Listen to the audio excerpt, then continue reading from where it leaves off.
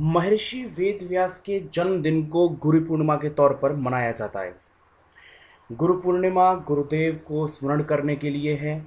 आप सभी जानते होंगे, आषाढ़ मास की शुक्ल पक्ष पूर्णिमा को इस गुरुत्सव को मनाया जाता है।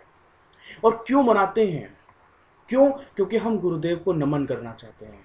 आज मैं अपने गुरुदेव को नमन करते हुए, प्रणाम करते हुए आज आपको एक संदेश, छोटा सा संदेश देने के लिए उपस्थित हुआ हूँ। मैं हूं मनन भारद्वाज और लर्निंग विद मनन में आप सभी का स्वागत करता हूं। आशा करता हूं कि आप सभी अच्छे होंगे।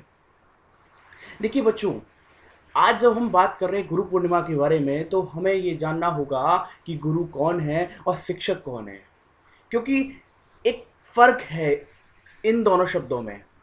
वास्तविक तौर पर ये सिर्फ शब्द नहीं है, ये दोनों ही, गुरु और शिक्षक, हमारे जीवन के कर्ता धर्ता नियंता होते हैं। चलिए जानते हैं इन दोनों विषय के बारे में।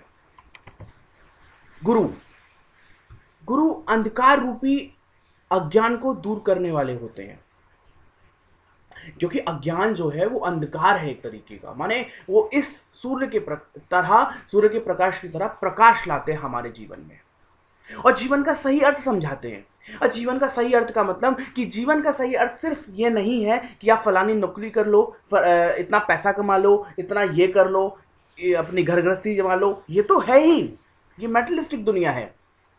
वास्तविक जीवन है अपने अपने वास्तविक उद्देश्यों को समझना कि क्यों हमारा इस धरती पे जन्म हुआ है।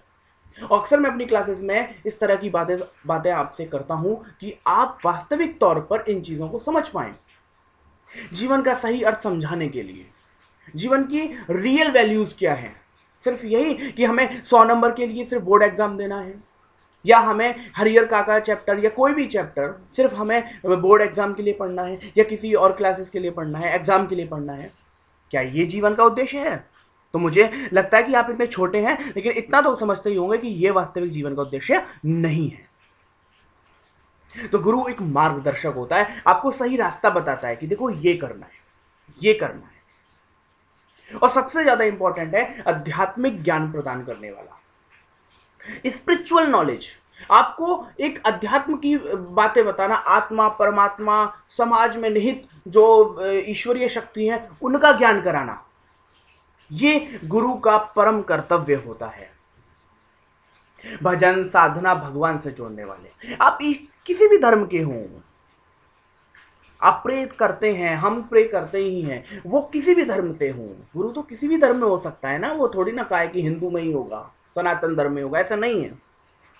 तो मतलब ईश्वर से जोड़ने के लिए। क्यों? क्योंकि ईश्वर से जोड़ने के बाद आप अपने आप से जुड़ जाते हैं, क्योंकि हमने क्या कहते हैं ना कि कड़ में भगवान है, ईश्वर, हमारे अंदर ईश्वर स्थापित है।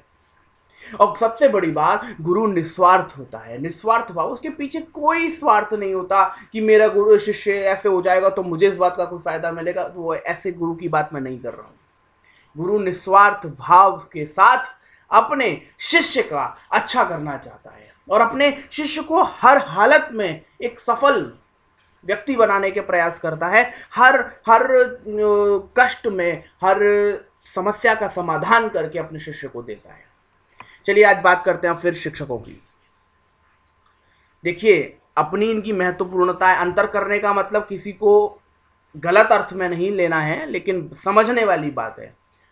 शिक्षक शिक्षित करने वाले होते हैं, प्रॉपर जो हमें एजुकेटेड करते हैं, ठीक है, स्कूल में एक फॉर्मल एजुकेशन के तहत, एक प्रॉपर करिकुलम के तहत, एक प्रॉपर एक एटमॉस्फेयर के तहत जो हमें किताबी ज्ञान प्रदान करते हैं।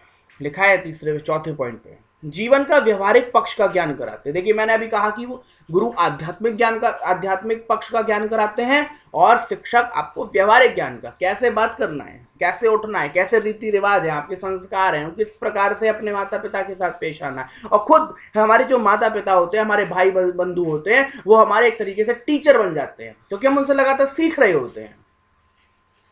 भौतिक सफलता और भौतिक ज्ञान की बातें करते हैं। मैटेरियलिस्टिक जो दुनिया है, जो आसपास आप अपनी दुनिया देख रहे हैं, वो भौतिक ज्ञान है। उस भौतिक ज्ञान की नॉलेज प्रदान करना, उसका ज्ञान प्रदान करना, वो शिक्षक का कर्तव्य है। तो शिक्षक उस चीज को पता करने के लिए कि जैसे आपके इतने मार्क्स आने ही चाहिए, तो शिक्षक उस प्रकार से आपको नई नई टेक्निक से आपको चीजें समझाता है। तो ये शिक्षक का कर्तव्य है। भौतिक सफलताएं कि आप लगातार इस एग्जाम में इतना अच्छा करें और आप जीवन में ये बने, आप वो बने, ये सब भौतिक सफलताएं हैं। तो इसकी जिम्मेदारी एक शिक्षक की होती है और किताबी ज्ञान प्रदान करने वाले होते हैं शिक्षक। और कहीं ना कहीं, ये गलत अर्थ में नहीं कह रहा हूं, लेकिन लास्ट पॉइंट जो है स्वार्थ निहित, शिक्षक का कहीं ना कहीं स्वार्थ निहित होता है, क्योंकि शिक्षक का अपना एक परिवार होता है। तो उसके पीछे उसका धन, उसकी धनराशि, उसका मानदेय, उसकी सैलरी, उसका वेतन, ये सब छिपा होता है। तो इस प्रकार से आप शिक्षक और गुरु के अंतर को समझ सकते हैं। आज गुरु पूर्णिमा है और आप जैसे आज 5 जुलाई है, और ऐसे हम जो 5 सितंबर को जो शिक्षक दिवस मनाते हैं वो एक अलग है, और आज जो गुरु पूर्णिमा है वो अलग है। गुरु जो है हमें आध्यात्मिक ज्ञान को प्रदान करता है। इसीलिए यदि जीवन में आपको कभी ऐसा प्रतीत हुआ है, और होना चाहिए, क्योंकि आप संस्कृति को समझें, हमारी जो संस्कृति है उसको समझने में कोई नुकसान नहीं है। इसीलिए मैंने इस विषय को उठाया कि मुझे लगता है कि हमारे स्टूडेंट्स को ये चीज़ जानकारी होनी चाहिए। आशा करता हूं कुछ सीखने को मिला होगा। धन्यवाद।